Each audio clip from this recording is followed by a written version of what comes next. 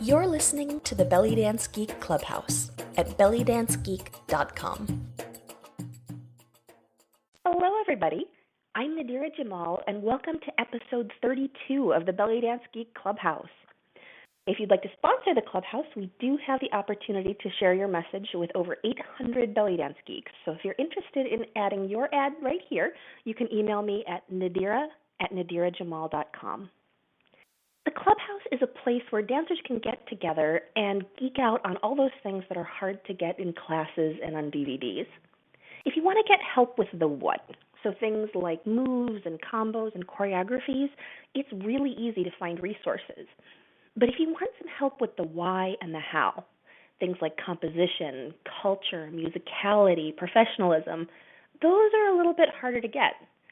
So every month I interview a different guest expert on a different geeky topic. And we always have time for question and answer so you can geek out too.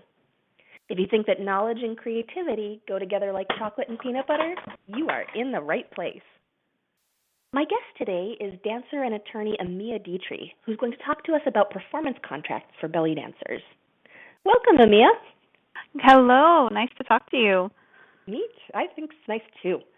So can you tell us a little bit about how you got started in Middle Eastern dance?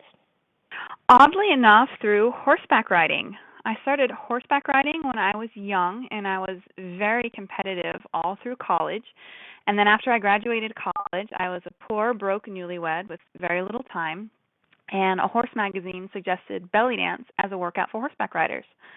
So I gave it a try, and as you know, it's addictive. I got completely hooked. So that was 13 years ago. It worked great for horseback riding. And oddly enough, too, just before my very first lesson, I discovered that my cubicle mate right next door to me was a belly dancer for like a decade. So, Melanie, if you are still out there, I am still belly dancing, and I still have the hip scarf you gave me. That's awesome. As soon as you said horseback riding, I thought back to my very limited experience on a horse, and I can think of my hips moving under me and needing to adjust. So I definitely see the connection. Yep, it's all about strengthening the hips, isolating the hips. I swear, 2 belly dance lessons fixed a hip problem I'd had for years. And then you get into the costumes, and then it's all over from there. Yeah. So tell us a little bit about your background as a lawyer. So I graduated from the University of Arizona College of Law in 2009, and my practice area kind of focused in law school was on entrepreneurship law. I did business law and entrepreneurship law and a lot of IP classes, and I graduated figuring that's what my focus would be.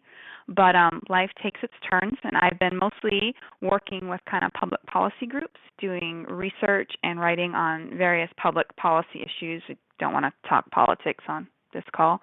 And then that has segued into family law. So I've been working in those realms the last few years, and most recently started teaching family law for paralegal courses. And it's kind of bringing me back to the business that I like, because in family law you're doing all of those prenuptial agreements and writing contracts again, but in a different setting. So it's rekindled an interest. Wonderful. And are there any caveats about tonight's call that we need to be aware of? So anything that people should know as they're listening? I am in the United States, so I'm not sure how this will all apply to all of you overseas callers. I'm sure some of the basic principles will be the same about how to think about issues and how to think about legal advice and how to think about legal information and how to communicate with clients, but I just don't know anything about overseas laws for those of you there.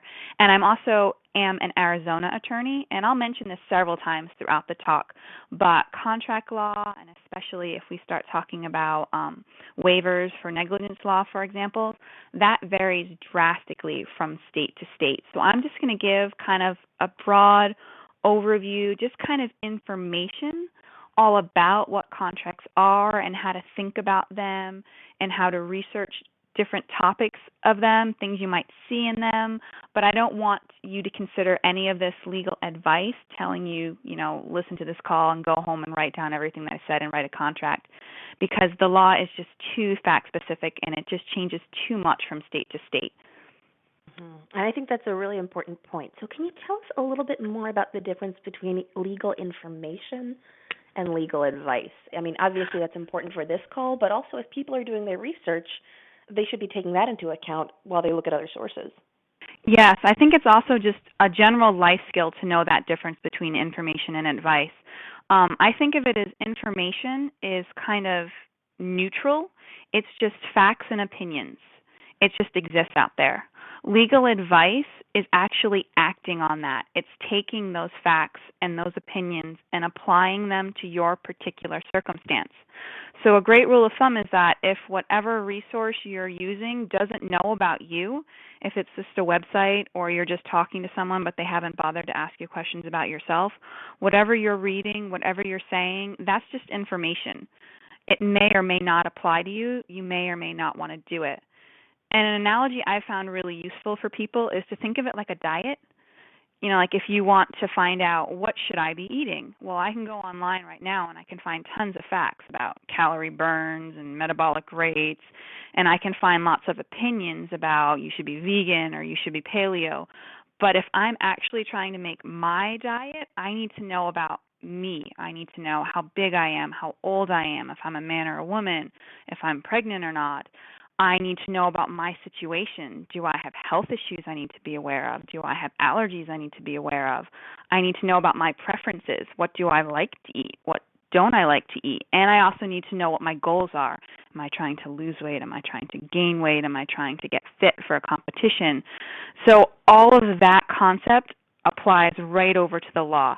You can find all of this information online. You can find lots of opinions about what you should do, but you need to know what your situation is. What are you like? What are your goals? What are your needs? What are your wishes? How comfortable are you with various levels of risks? And then you can do advice. So like, for example, this call, obviously all of you listening, I haven't sat down and talked to you, so I can't give you advice because I don't know what your situation is. But this is all information that you can chew around in the back of your mind and will help you now when you're finding advice. So I hope that explains the difference. Excellent. Now, let's move on to this idea of a contract. I think that a lot of us have a particular idea in mind of what a contract is that may not really fit the legal or practical definition. So can you tell us what a contract is exactly? Yeah, it can be two different things, and this is where I do see a lot of confusion when I've talked to dancers about this. A contract it's a legally recognized agreement, or it can also mean that writing that contains that agreement.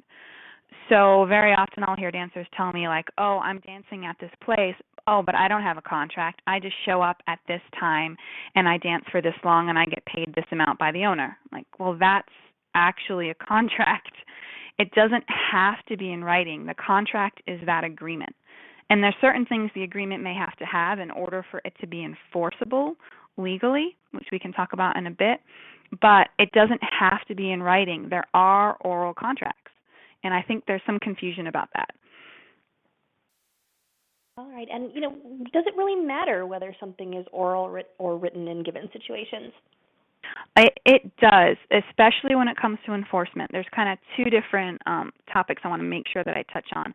One is there is some contracts that they're just so complicated and it's so often filled with fraud that courts will not enforce them if they're not in writing. If you really ever want to see the list, all you people can write down statute of frauds and just Google it. It's there. You can see the list of things. But there are a few things you cannot have oral contracts for. And the big ones I think that I need to flag for dancers that are, one is for things involving land. So if you're thinking of buying a studio, you're going to need that in writing. Anything which can't be completed within a year by its own terms needs to be in writing. So, for example, to put that in English for you all, say someone's hiring you to dance at a wedding, and the wedding is going to be 13 months from now. Well, under the terms of that contract, you can't do it in a year. It's going to be 13 months from now. So you're going to want that one in writing. And the other joke one is if marriage is part of the agreement, like, hey, baby, you're so hot. If you dance for me, I'll marry you. You need to get that one in writing.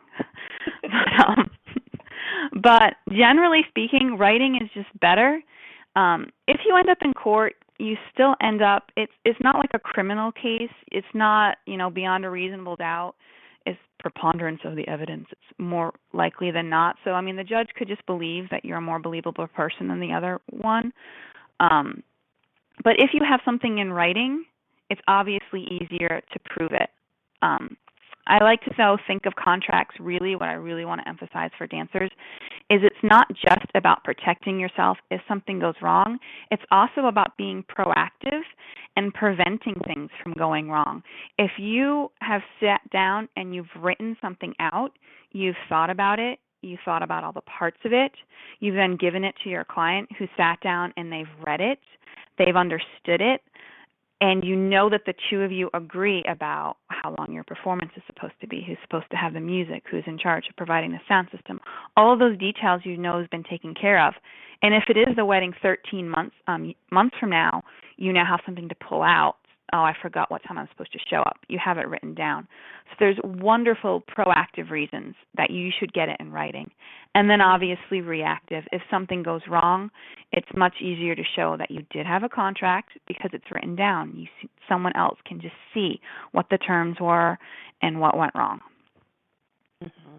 I love that proactive point that you mentioned because, I've had things come up when I handed clients the contract, where it said that who was responsible for providing the sound system. And sometimes, nobody had thought of that far ahead. And so it does help you just work out the little details, even if nobody's worried about whether the thing is going to happen properly. It's just a helpful planning tool. Mm-hmm. I find even the whole process of just sitting down and writing your own contract makes you think of things like, what is my time worth? How far am I willing to drive? Do I need to make them pay for gas if I'm driving that far? There's just a lot mentally that will go on if you sit down and write things out. Mm-hmm. Another thing that I found that's another benefit is that sometimes it makes you look more professional. Definitely. In people's eyes. They feel more confident hiring you. Mhm. And it's too you kind of have to feel out who you're giving the contract to. So, when you're writing it or you're talking to an attorney about writing, obviously if you're getting hired to do Uncle Joe's birthday party, your neighbor down the street, and you give them a 5-page document of legalese, they're going to stare at you sideways and wonder what's going on, and you could scare them off. On the other hand, if you're being hired to do a show in Vegas and you give them your 1-page, you're hiring me to belly dance and give me $300, you don't look professional at all. They're going to think you don't know what you're doing. And there is some amount, too, of that presentation that you are a professional. If you're getting paid, you are now a professional, even if this is your first performance or your 100th performance. So go ahead and treat yourself like a professional. Go ahead and have something in writing. You can always change it a year or two down the line as you get better or as your rates change or as your needs change, but start thinking ahead and start planning. I think I interrupted you a little bit earlier on. Are there any other benefits to a written contract specifically? Definitely getting the fact that you can get it signed.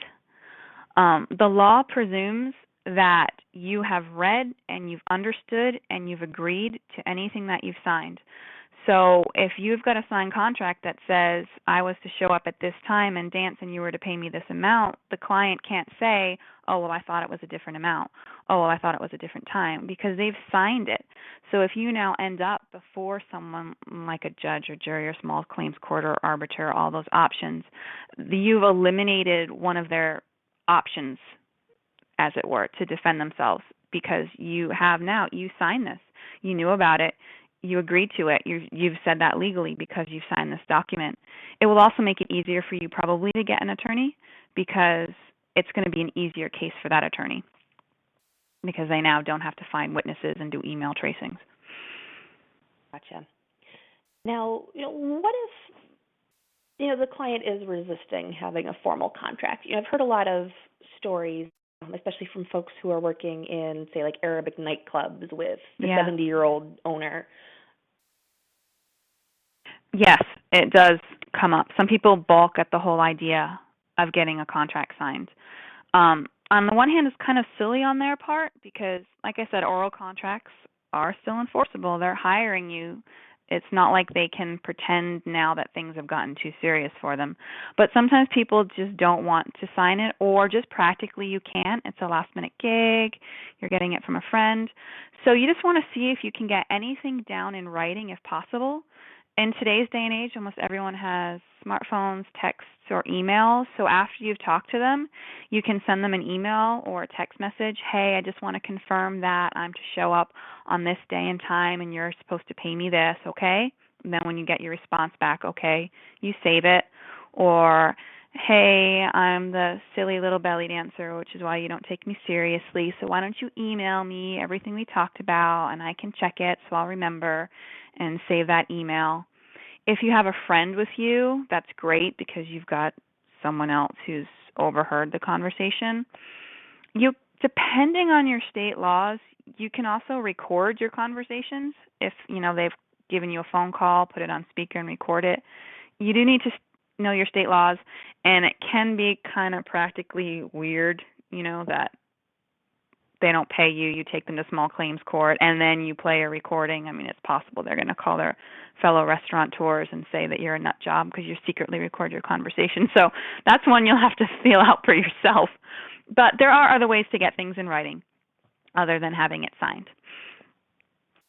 I kind of wonder if you couldn't pull off the, silly little belly dancer. I'm so afraid I'm going to forget. Why don't I record this to make sure I have it in my voicemail? Yeah. If you get with it.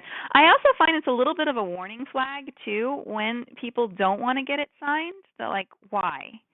Do you not take me seriously? Do you not consider me a businesswoman? Do you not regularly pay your dancers, and there's something I need to be flagged about? Sometimes it's not. Sometimes it's just, like you said, they're old school, old country, or just practically you can't get it. But if they're dead, you show them your little one-page contract. Great, let me fill in the date and time, and you sign it, and they just refuse to. That's just enough little warning bell in the back of your head. And are there any qualities of a contract in particular that sometimes prevent people from being open to signing, or is it usually just the red flag issue? I think sometimes it's, again, feeling out your audience, who you're presenting this contract to. A restaurant manager might be nervous about getting this 3 to 5 page small print document and not understanding what he's signing and not sure why you're wanting him to sign it. So you might want to make sure that it's easy for someone else to read. Sometimes, I think just in general, people get the 7-page document and they just don't want to read it. Like, oh, never mind, I'll go find somebody else. It is possible. I mean, I've written one for myself. You can get everything in that you think you need in 1 to 2 pages of normal size text. So when you're having, if you have an attorney draft the contract for you, you might want to emphasize to the attorney, hey, this is for restaurant owners' birthday parties. I don't want legalese. I don't want the definitions that go on for 2 paragraphs because people aren't going to understand it. And on the other hand, there's the flip side. Those of you that are established professional dancers that do large shows, you'll want something that's more complex and is more detailed because your client is going to expect that level of sophistication and understanding. One thing you can do is, talk to other dancers. Find out if they're using contracts, and if so, ask to look at them. I know some dancers will put their contracts on their website so that their potential clients can read the contracts in advance. And that's great for you as dancers because you can see what other people are using and having success with. You don't want to just copy them because, again, that's their contract. That's for their state, for their business, for their needs. But at least it'll give you an idea of how long they are, how complicated they are, what sort of stuff they put in them. Mm-hmm. So they can be really good suggestions for you. Absolutely. I know of one dancer, and I don't have permission to share who it is because I didn't think of it in advance to ask. But I know one dancer who put her contract on her website specifically to scare away the tire kickers. Yeah. Because if you know that that's what you have to go to the book, then they're only going to call you when they're serious. Yeah. Yeah, it's great. Like I said, proactive. Contracts are proactive. Mm-hmm. So when we start thinking about what goes into a contract, what's the bare minimum? What things have to be in a contract? In order for it to be enforceable, you have to have agreement as to all of the main terms. There has to be exchange of something. It's technically called consideration. You can just think of it as tit for tat. And you both need to intend for this to be a contract. So let me kind of talk this out for a second. So, for example, for performance contracts, you want to know who the parties are, you and your client, who that is. You want to know what the date is, what date am I performing, or if it's a continuous thing like a regular restaurant gig, how long is it going on for. You want to know what you're getting paid, and you want to know what they're expecting for that pay. So how long you're dancing, what kind of show it is, for example. So those are like the essential terms that you'll need to have agreement on for there to be a contract. So for example, like a charity gig, if you're not getting paid, you're getting absolutely nothing for this, technically it's not a contract. If you decide last minute you don't want to show up, you could be a horrible person for shorting a charity, but legally you weren't getting anything for it, so it's not an enforceable contract. Or say your friend hires you, hey, come to my birthday party and put on a stellar show and I'll give you a really big piece of cake. You're probably not intending that to be a legally enforceable contract, that if your cake isn't big enough, you're going to end up at court. So that wouldn't be a contract. But if you spelled out who this is between, how much it's for, what it's for, and when it is, you've pretty much got yourself a contract at that point. Now, you also mentioned this idea of intent to be enforced. Mm-hmm. Tell us more about what that means. It means that you're intending for this if something happens and one side doesn't go through with it, you're envisioning that you could get a third party to enforce this contract. So I'm agreeing to come dance for your restaurant. You are expected to pay me, and if you don't pay me, I may go to claims court so I can get my pay, for example. Whereas if it's something like you're dancing at your best friend's birthday party for $10, you're probably neither of you are thinking, and if my best friend does not give me $10, then I'm going to file in small claims court. Does that make sense? Mm-hmm. A really easy way, again, is if you have this in writing. That's why the first line of the contract will be in big, bold letters, contract, because we all are now agreeing that this is a contract, that this is a legally enforceable agreement. Absolutely. Now, a little bit earlier, you talked about this idea of parties to a contract, and I know that's a little bit more complicated than it sounds. Can you tell us about that? This is especially for those of you who have formed businesses. So there's you yourself, and then there's you, your business, your performing business, or perhaps your troupe, or perhaps your dance studio. When you're filling out your contract, you want to think about who are they hiring? Is this you personally? Probably not, unless it's your best friend's birthday party. You're probably envisioning that this is for your business, so you want to put down that this is whatever your troupe's name is or whatever your business name is. That could be handy, for example, if you are a big name and you have a troupe and you're envisioning they're hiring my troupe. I'm going to send over any 3 dancers in my troupe, but they are thinking, oh, I'm getting you. You might want to be sure that you're clear about who are you hiring, me at this particular rate or my troupe at such and such a rate. You might want to be clear of that. You also want to be clear of it if you formed a business and you're trying to keep those two separate for however you've set up your liability insurance or your personal finances. Is this going to be you personally performing, or is this going to be your business performing? There'll be, pros and cons for both of you both options depending on how you set up your business. Most of you probably are going to be doing it as your business. And on the other hand, you also want to think about who your client is. And make sure your actual client is signing, or that you're talking to your actual client, because sometimes you're dealing with some go-between. Really common for restaurants, it might be the manager who's arranging who's going to be dancing as opposed to the actual restaurant owner. So if you're going through somebody else, you want to make sure that they kind of have the authority to represent that person. So it could either be express, hey, I'm the restaurant owner, I want to hire you to dance, but hey, my manager's going to handle all the details. Okay, great. You've got to express intent that that's their agent. I can go through the manager and the manager can sign everything. That's fine. Or it could be implied. Most places the manager is probably able to hire entertainment, so it's no problem going through the manager. Situations I was thinking of for dancers could also be, say, you're going to dance at a wedding and the bride is the one, hey, daddy says I can get anything I want for my wedding. He's going to pay for anything. I'm not paying for it. Daddy's paying for it, but I want a belly dancer. So you come dance for me and my daddy's going to pay you. Well, now you've got a potential problem because the daughter says daddy's going to pay, but daddy's the one who's going to pay and daddy's not the one who's signing. You either want daddy to sign, you want daddy to show up, yes, it's sure, I'll fine, she can sign for it, or you want to say, hey, that's great, well, you can pay me and get reimbursed by daddy, if that makes any sense. We've had some problems, I know, in some areas where, like a dancer will be arranging who's dancing at a particular restaurant. So then you show up to dance and the restaurant owners, oh, well, we're not dancing tonight, it got canceled. Or, oh, you were supposed to show up at this time, or, oh, it's supposed to be for that amount. Well, now you've got a potential problem because you were just going through some random third person. You never actually talked to the owner.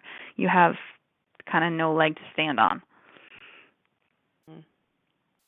I've also seen with weddings, either the wedding planner doing the booking or the band sometimes hires the dancer, and it actually sometimes goes both ways. Sometimes the band is charging the client extra to have the dancer and they pay you, and sometimes they're just finding you. And so I think that's very, very important to be clear on who's actually making the agreement. Yes, definitely. Know who's giving you the money and try and get that person to sign whenever possible. Seems to be kind of a good rule of thumb, to don't just rely on a smiley face and yes, sure, I'll take care of it. All right. So, we've talked about some of the things that have to go into a contract. Are there any other things that could go in some circumstances but not others? There are so much. Sky's the limit, almost. So our big exceptions are it can't be illegal. So you can't get paid in drugs. Sorry. It can't be like against public policy is the big phrase. So example I could think of for dancers is sometimes troupes will have do not compete clauses in their troupes. Hey, while you're dancing with this troupe, you can't dance for any other troupe. You can't dance within such and such mileage of our location. If those are too broad, they're seen as anti-competitive and courts won't enforce them. And you can't do penalty clauses saying, I'm supposed to get paid $200, but if you cancel on me, you have to pay me $800. There's no reason for you to be out the $800. You're just mad at them and trying to penalize them. Those aren't allowed. But other than that, for example, from having a cancellation deadline where if they can't get close to the show. Yeah, that's entirely different. This is not in any way related to what you would actually be out. I mean, people will have cancellation clauses because I had to give up gigs for this. I've been practicing for this. I'm out actual expenses because of the cancellation, as opposed to I'm not out for anything. It doesn't affect me at all. I just didn't want you to cancel, so you have to pay me extra. But otherwise, it's whatever you and the client agree to. An obvious big limitation is going to be if your client doesn't agree to it. The big joke one, I was trying to find this one today. I finally found it. Do you remember there's a rock band that had the no brown M&Ms clause? Yes. It was in the news. I don't know if anyone else has heard of that. Have you ever heard of that? It was, it was a metal band. I was reading about this recently, yeah. Van Halen. And they actually put in their contract no brown M&Ms. And they said the reason for it actually was it's hiding in all their technical stage setup. And they knew that if they went backstage and saw brown M&Ms, they had to go over the stage setup because it meant the person didn't read that section of the contract. So, I mean, you can put in no brown M&Ms. But the big things that you want to put in are things like planning ahead, thinking about it, and then planning for failure, and then planning for particular situations like traveling out of state. And we can go through all of those in a big, huge list, like thinking about what happens if I can't perform. Does the client want to cancel, or can you substitute in another dancer? If they're hiring you for a wedding, do they want you, or if you suddenly get sick, can you have somebody else come in? Who's responsible if the audience gets unruly?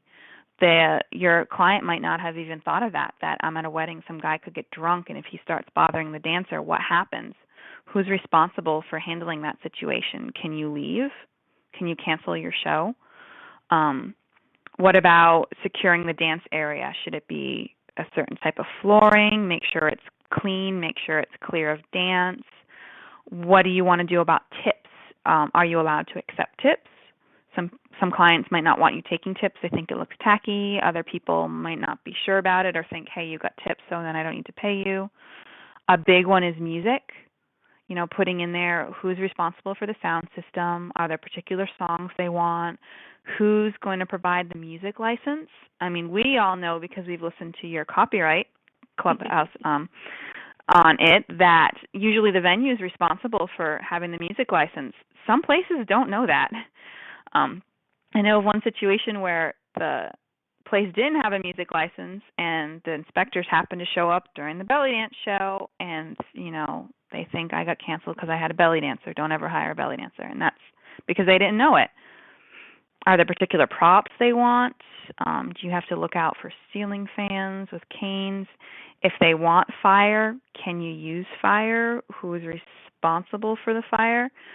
Do you want them to be able to take photos and videos of you, or do they not realize, hey, this is copyright protected choreography. You may not film this and you may not post it on Facebook.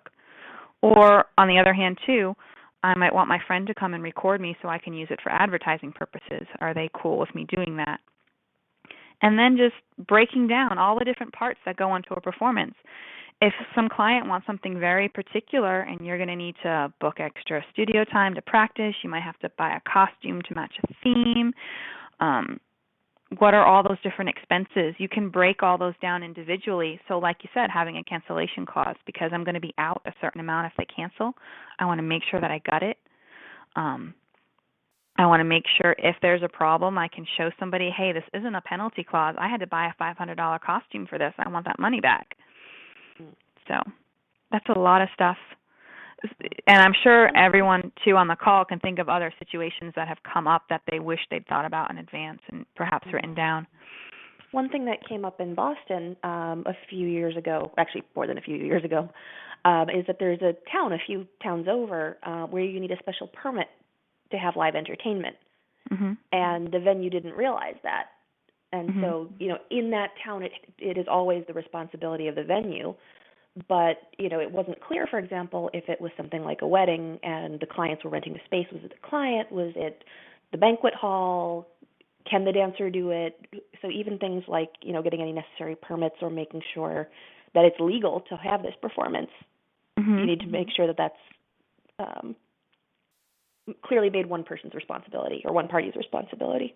Mm-hmm. And then saying what happens if the performance can't go on, that they're going to hold you harmless. Perhaps if there's some sort of fine for having a dancer, you didn't know about it, that they're agreeing that they'll take responsibility for it, they'll pay any fines. I mean, these are all potential things you could throw in there. The big one, too, to remember is, when you're reading those contracts, like from your bank or something, those last pages are all those fine print that nobody ever reads because you're all confused and you don't understand it. There's a lot of stuff in there that dancers should think about and they might want to use. I got a small list for you ladies to kind of think about. One is called, and I'm going to give you the technical name, so those of you later who listen to this and want to do some research on your own, you can find it. It's not like you need to remember what it's actually called, but it's just for those of you that want to look it up. There are these things called choice of venue or perhaps choice of law or jurisdiction that they'll put in there, and it's usually just like one sentence. In the case of a dispute, this will be litigated at, and they'll fill in the name of it. It's choosing what court you want to go to. And that could be really important for those of you dancers, especially who travel. Say I'm in Arizona and I travel to California to do a show and there's some problem, I don't get paid or something, I come back to Arizona. I don't want to fly back out to California to take them to court to get paid. I don't have to find an attorney in Arizona who knows California law. I can just put in there one sentence in my contract that says this will be litigated in Arizona. in my particular county. I'll say choice of law, which law I want to apply. This will be under the law of Arizona. And I've saved myself a potential headache just using a couple of sentences. It's especially important too if you're using waivers, because all of your waivers, in my opinion, should have a choice of venue and at least a choice of law sentence added in there, because waivers change so much from state to state. So you want to make sure whatever state law you like and you're using, you say that applies. You could also put in there those arbitration or mediation clauses if you want to, that says we're not even going to go to court. We have to go to a mediator first. That's just some neutral third party. It'll cost something. You'll say who has to pay for it.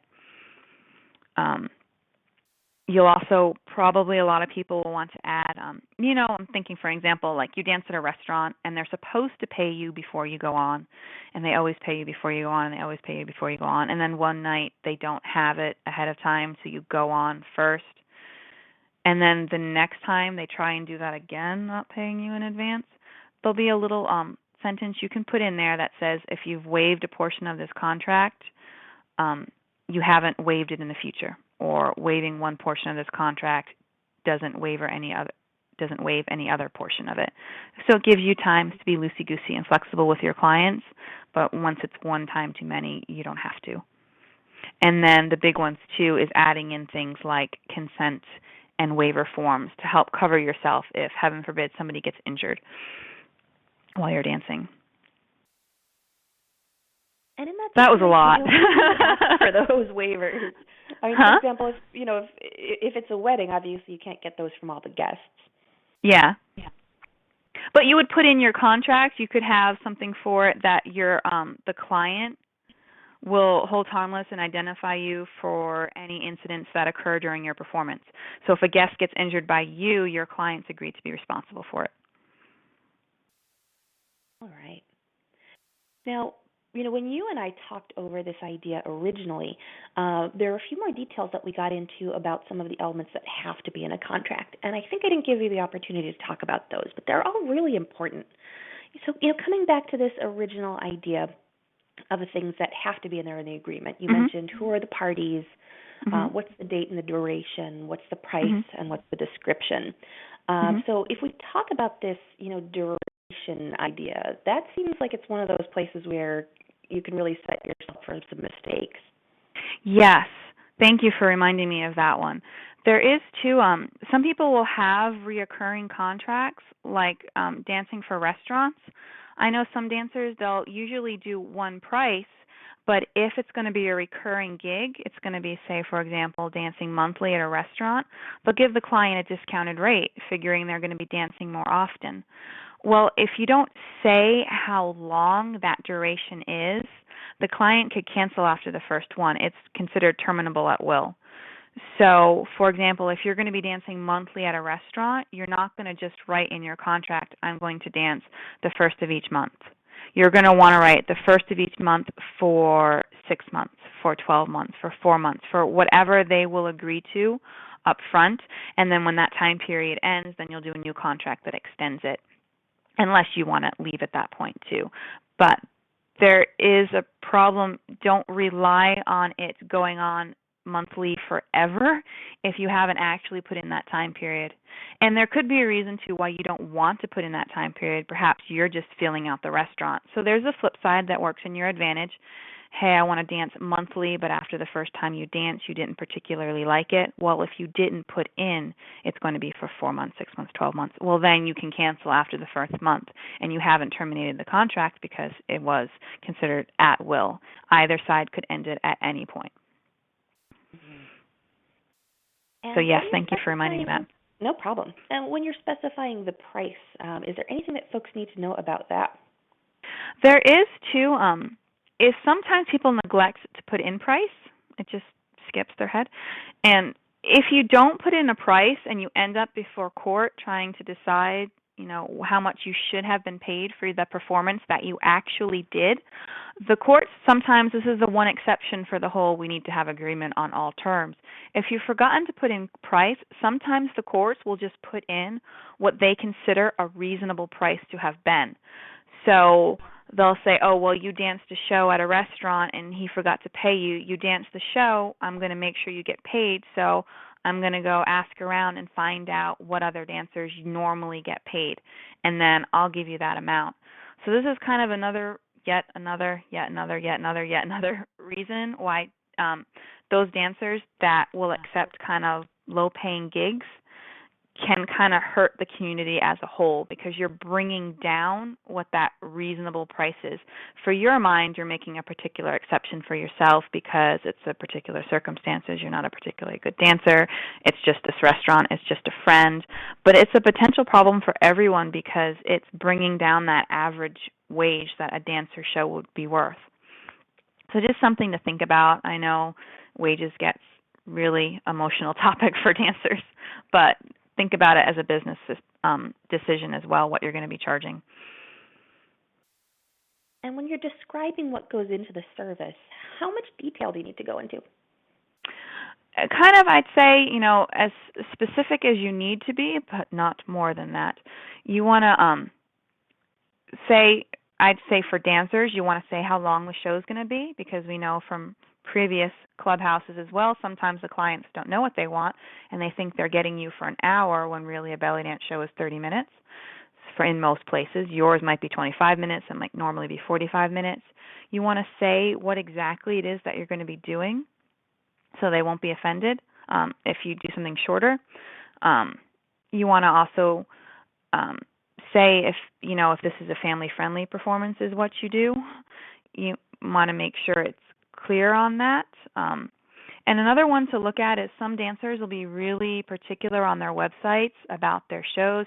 I do these great epic shows, and I have fire, and I have swords, and I have wings, and I do drum solos, and I do all this stuff. And if you're really, really specific in your advertising, it's possible that a client's going to be looking at your webpage and seeing all this beautiful, wonderful pictures and assume when I book you for 30 minutes, I'm getting a wing piece, a drum solo piece, a sword piece, I'm getting the fire, I'm getting the whole 9 yards. And if you're advertising specific enough, that you could have actually kind of agreed to all of that without realizing it, and then you'd be in trouble when you show up to dance and it's just little old you with no props.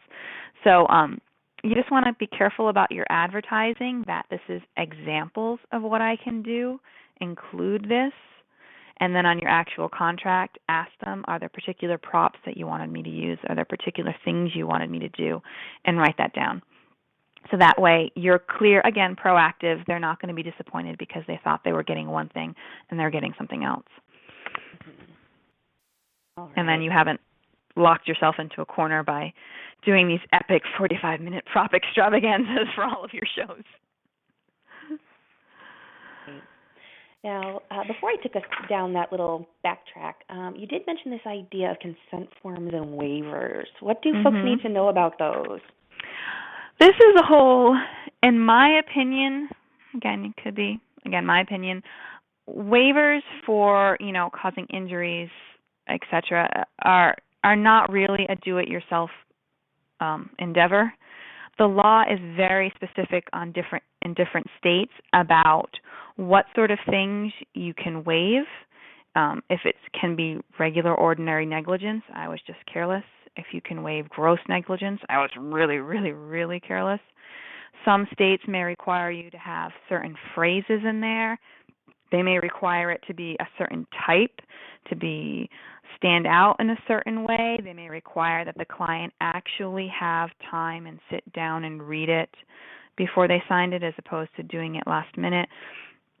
So in my opinion, it's really complicated, and if you are concerned that someone's going to get injured and sue you for personal injury, that would be worth hiring an attorney to ensure that you've done it right.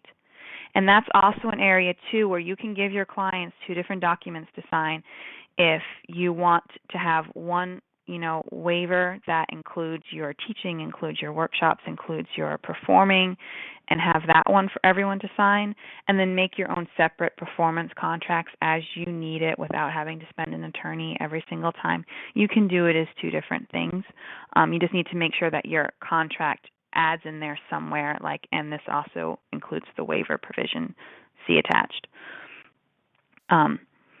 So in my opinion, it's just it's very complicated, and I'd feel, frankly, like I'd be doing you a disservice to tell you what should be in a waiver over the phone, other than they are important. You should definitely consider having one, and you should definitely look into what your state laws are and consider spending the money on an attorney for that.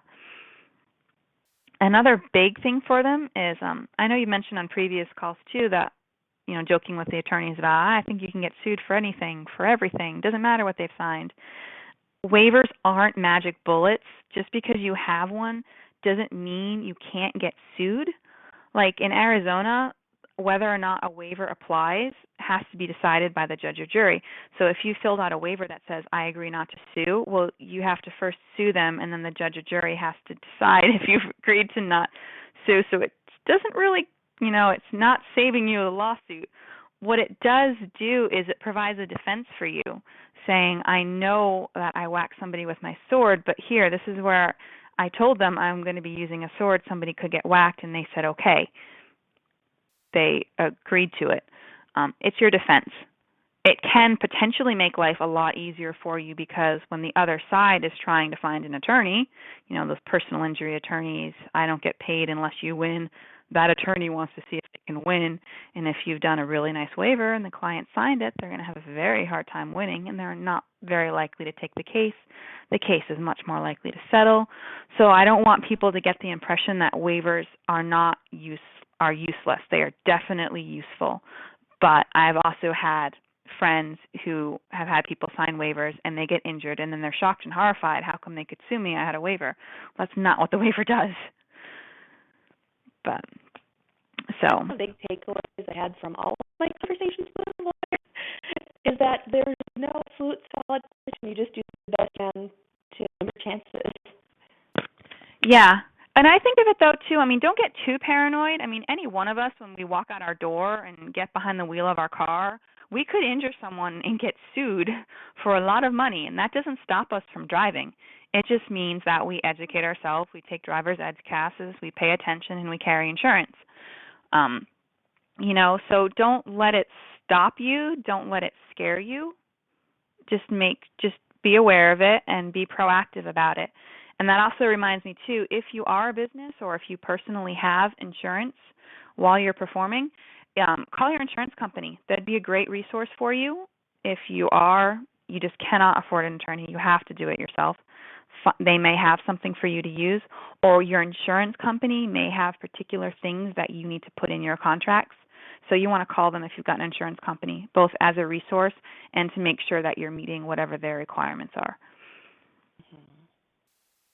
All right, so let's say that, we've listened to all of this information, we've done some research, but we've decided it's time to get some help. How do you know when it's time to consult a lawyer? Part of it's like just personal decision. It's, what's your own personal risk aversion. Some people drive without insurance and it doesn't bother them at all. Some of them write their own contracts and it doesn't bother them at all. Some of you, though, that whole concept just makes you uneasy. You want to know a professional has done it. That's a totally legitimate reason to hire an attorney, just for peace of mind. It'll also be a business decision for you, particularly if performing is part of your income stream. You want to protect your income stream.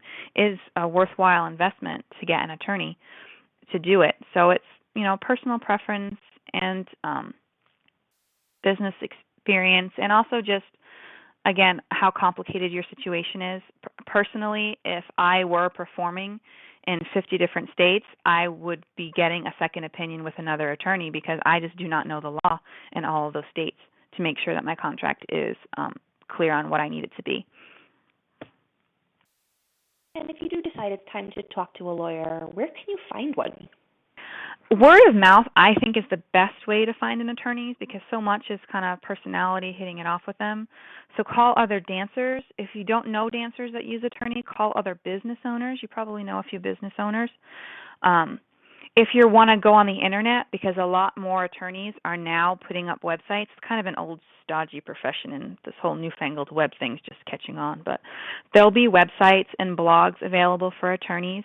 I think you'd probably want to look for terms like entertainment law or business law, or if you're looking for waivers, liability law or personal injury law. You don't want to look for tax attorneys. The law is very specialized, and they probably don't know it.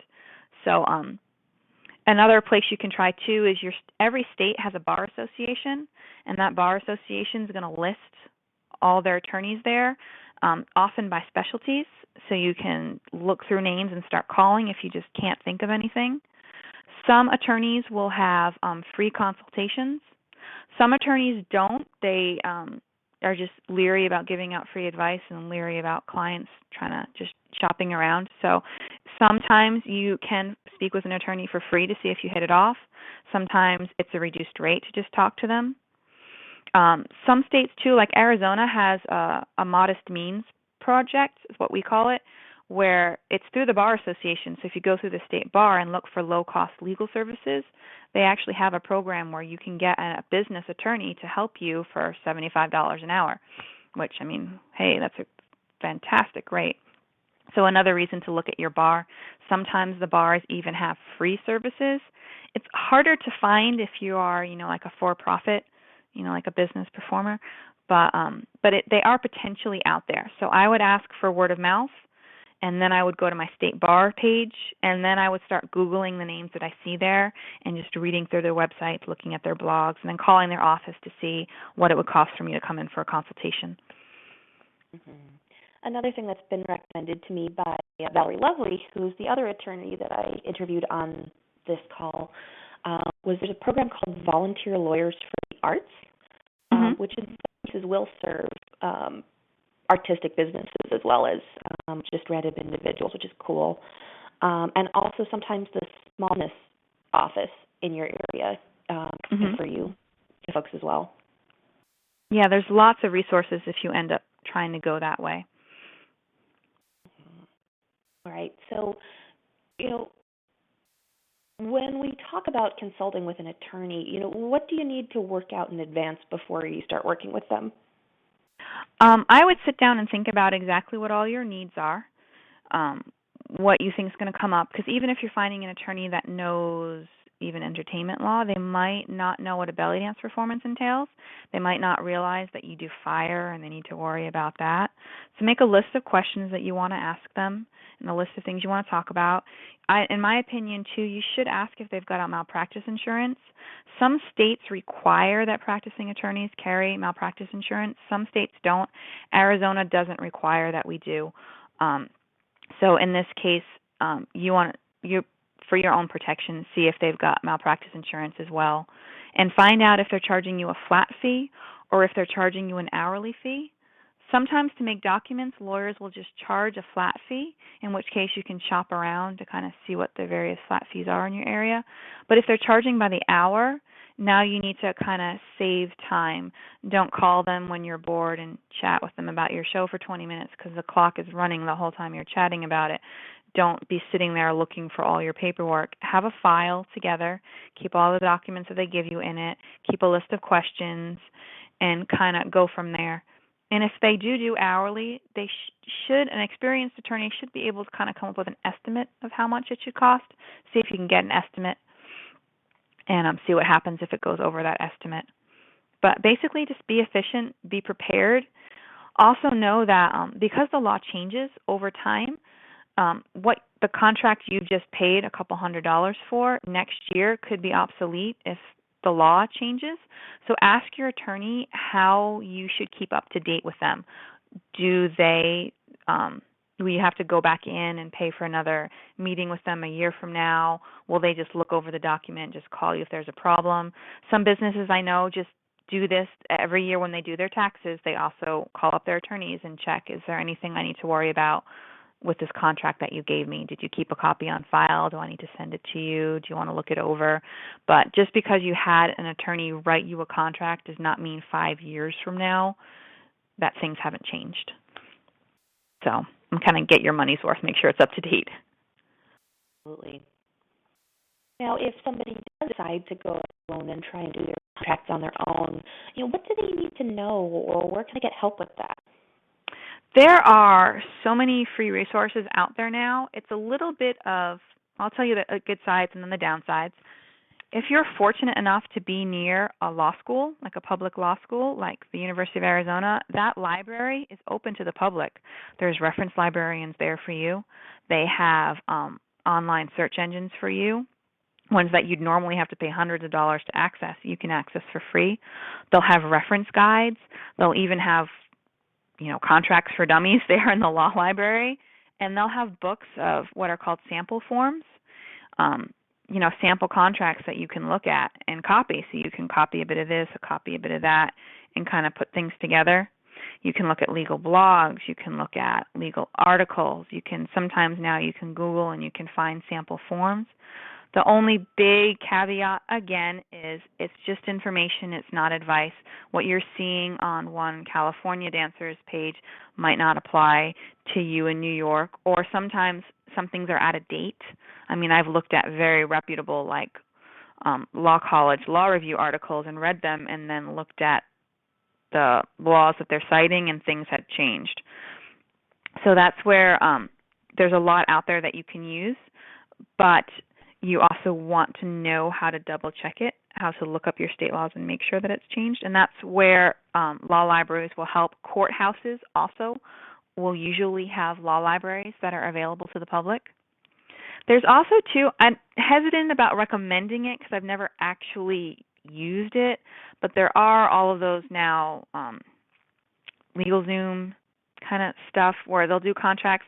I'm a little leery of them because you're paying almost attorney price, but you're not actually getting any advice. You're just getting a spit out form, which you could have just found yourself. But some people that are in that gray area where they just flat out cannot afford an attorney and they flat out cannot do it themselves, maybe they want to consider it. I'm leery even saying it, but that's another possibility for you. Arizona has document preparers, which can write contracts for you, but again, they can't give you advice. So if you have a complicated business or you're just really want to make sure that this was done right, you're going to need to talk to an attorney because they're the only people that can advise you. One thing that I did, I'm working on my next instructional video, and I had to license the music for that. So one thing that I did was I looked through books which provided boilerplate forms for that situation.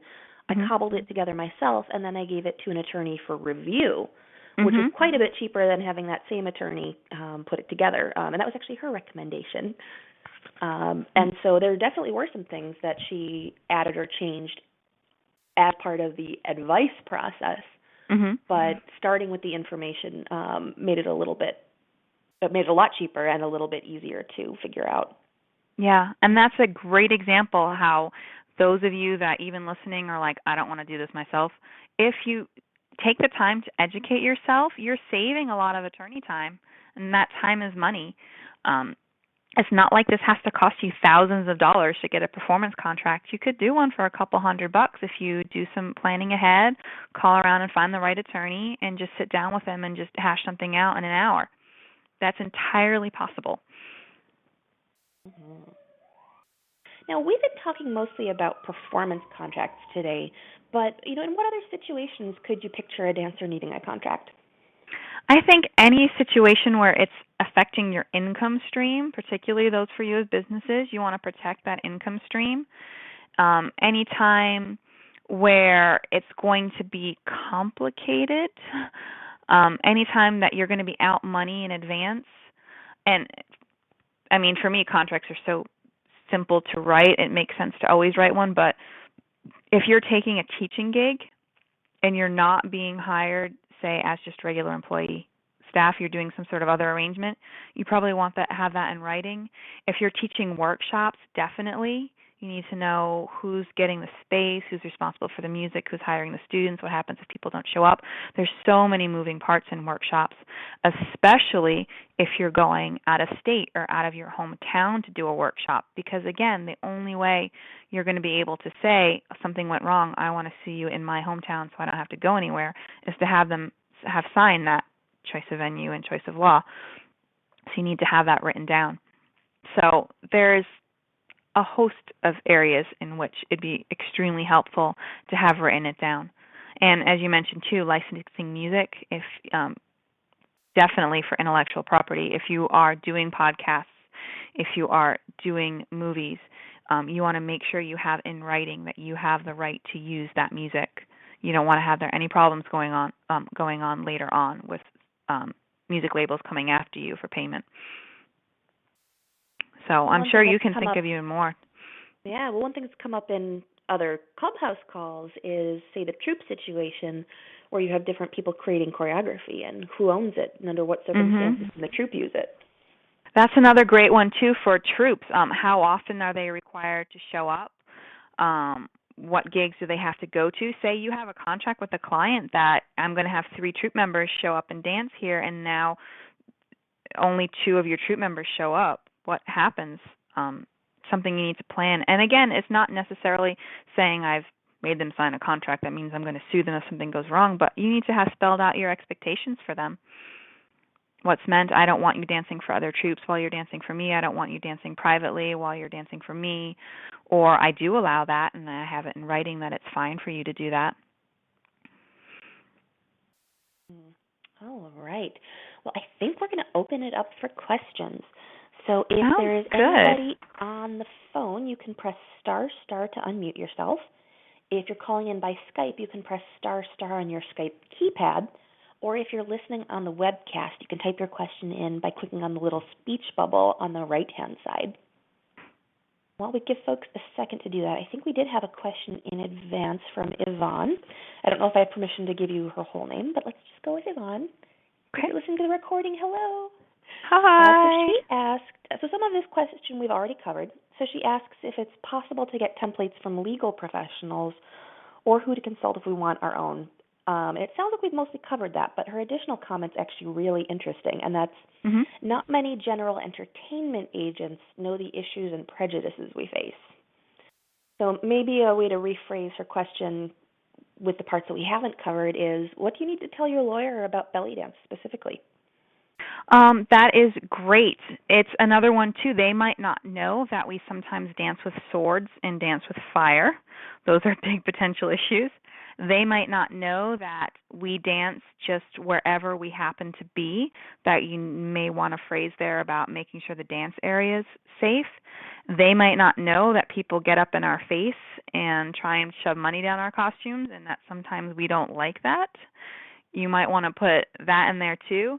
They might not understand the cultural problems that sometimes it can be very difficult to get restaurants to sign contracts, so you might need it to look a particular friendly way in a contract situation. So that is, yes, definitely, that you want to think about things that belly dancers face and take up 5-10 minutes of your attorney's time to explain that these are the sort of things that I do.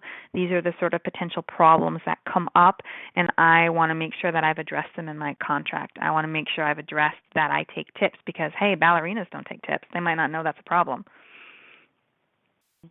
So. All right. Well, Yvonne, thank you for the question. If anybody who is on the phone or Skype would like to talk, you can press ** to unmute yourself. And once again, webcast folks, you can type in your question on the right side. This is always the part where I'm listening to the podcast and I'm jogging on the treadmill, and I'm like, come on, somebody, call. I don't want to have to listen to nothing. All right. Well, I'm going to let folks unmute themselves whenever they like, but I do have just a couple more questions for you, Amia. Sure. First off, is there anything that I didn't ask you about that you want to make sure our listeners know? I do want them to know, I think it's kind of, I know you always ask your callers what the one big takeaway is. And I want people to know that there are many reasons to have a contract other than the big, scary, I need to sue somebody and take them to court. Because some people don't ever envision doing that. They don't want to do it. It's a hassle, and it kind of scares them off. These do not have to be scary at all. These can be simple one-page documents in which you're just spelling out what's going on, and they can be extremely proactive to make sure that your client understands what you're doing, you understand what's expected, and even if something goes wrong, even if you don't intend to do anything about it, that process of thinking it out and writing it out and having them read it is, in my opinion, invaluable if you can get them to do it. It's great. And if something does go wrong, it's not like it's this huge jury trial. It can just be this small claims court thing. It's not like it doesn't have to be a huge issue. So obviously you dancers that are professional have been out there for years and have the horror stories of things going wrong. You have your own issues to deal with. But I think the whole idea of getting an attorney and getting a formal contract seems very official and very scary and very intimidating to new dancers. And it does not have to be. And I want people to know that. It's completely something that you can research. It's completely something I encourage everyone, when we're done with the call, to just sit down and just write up a contract. Even if it never leaves your Word document, it will make you feel like a professional. If that's your goal down the future, that process is just fabulous. Mm-hmm. All right. And one last call for questions. Again, that's ** if you're on the phone or Skype. So either I answered everything or I scared people off. All right. Well, I think we are going to close questions. So my last question for you, Amia, is if folks want to learn more from you, how can they do that? They can email me. I'm going to give you a PowerPoint that I've used from this presentation when I've given it in Arizona in the past. I'm going to send that to you so you can put it up on the Clubhouse as well with the recording for people. I have my attorney email there. It's amy.boyle@webmail.azbar.org. That's my official attorney name and my attorney email. Or you can go to my dance website. It's www.amia.D'Itri.com. And there's an email up there for you to reach me as well. So I would love to hear questions and comments from people because this is just an area I find fascinating, and I love when people ask me questions, and I love thinking about things, and I love writing about them. So if you have more dance issues that come up, please just email them to me. I'd love to hear from you. I can't give advice over email because I don't know you, but it's I can point you towards information. All right. Well, wonderful. Thank you so much, Amia. Thank you. I'm in the clubhouse. Well, you belong here. And thank you, everybody, for coming. This is the end of the call, but that doesn't mean that the conversation has to end. We've got a private Facebook group just for Clubhouse members, and I'll be sending out an email to the list shortly, which will have an invitation to that. If you are new to that group, just be aware that there is an approval delay. So you have to request to join, and I have to check you out and approve you. If you're already a dancer, that happens really quickly. If not, sometimes I need to check you out a little bit. That's just how I make sure that we don't get any creepers in there. So don't worry if you can't post immediately. And as Amia mentioned earlier, most of what we've talked about has been in the U.S., and a lot of it is specific from state to state. So if anybody out there who's listening to this is an attorney in another country or in another state, we would love to have you chime in there, and we can get into some of the more specifics of that discussion. All right, and that email that I'll send out will also include a link to the call recording, so if you want to go back through and listen to something again. I'll include a link to the presentation slides, so if you want to see the presentation that Amy's given in the past, which we mostly covered in this, you can see the different bullet points, which can be a very helpful way to kind of review this and decide what your action steps are going to be. My email will also include a link to our feedback survey. So I run the Clubhouse, but it's for everybody. So I want to hear about the topics you want to hear, the speakers you want to hear from, or just any way that I can improve this program. Our next call is going to be on Saturday, July 18th at noon Eastern Time. And my guest, Asala Ibrahim, is going to be talking about Iraqi Kalia. We've been trying to get Asala on the show for a couple of attempts now, and we've run into some really tricky scheduling problems because she's over in Europe. But this time we are on, so I'm thrilled to have her. And the last thing that I want to mention is that this is the come-on-in kind of clubhouse, not the no boys allowed kind. So if you know somebody who would enjoy these calls, you can invite them to join us at bellydancegeek.com/clubhouse. And until next time, happy dancing. Good night, everybody. Thanks for listening. For more geektacular resources, visit bellydancegeek.com.